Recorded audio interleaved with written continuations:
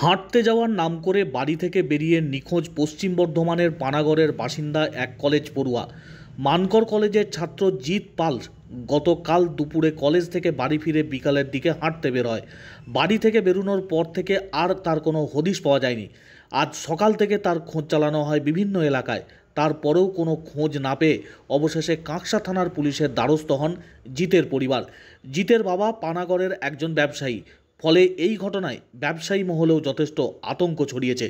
জিতের বাবা জানিয়েছেন, সে রোজ বিকেল হলেই হাঁটতে যেত। প্রতিদিনের মতো গতকালও বাড়ি থেকে বের হয়, কিন্তু তারপর সন্ধ্যা হয়ে গেলেও আর বাড়ি ফিরে আসেনি। একটু একটু করে রাত বাড়তে থাকলে বন্ধু বান্ধব থেকে শুরু করে বিভিন্ন জায়গায় খোঁজ চালানো হয়, কিন্তু কোনো হদিশ পাওয়া যায়নি। আজ সকাল থেকে আত্মীয় স্বজনের কাছেও ফোন করে খবর নেওয়া হয়েছিল জিতের, তারাও কোনো খোঁজ দিতে পারেনি। কিন্তু কোথাও খোঁজ না পেয়ে অবশেষে কাঁকসা থানার পুলিশের দ্বারস্থ হয়েছে জিতের পরিবার। কোথাও নিজে গেছে নাকি তাকে অপহরণ করা হয়েছে তা নিয়ে ধোঁয়াশা তৈরি হয়েছে। কাঁকসা থানার পুলিশ গোটা ঘটনার তদন্ত শুরু করেছে।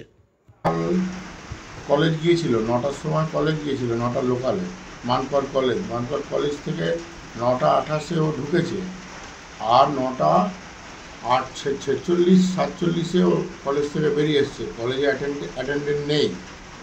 এসে বাড়ি এসেছে ও জিৎ পাল বাড়ি এসেছে 1টা নাগাদ।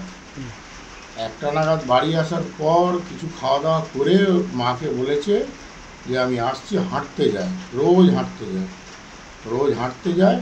তো হাঁটতে যাওয়া বলে ও বেরিয়েছে, ও ঠিক 4টের সময় ফিরে আসে, আবার 6টা নাগাদ দোকানে যায়, দোকানে 1 ঘন্টা বসে আবার চলে আসে। গতকাল ওই 1:30 থেকে 2টোর মধ্যে বেরিয়েছে, আর গতকাল থেকে এখনও পর্যন্ত ওর কোনো খোঁজ নেই।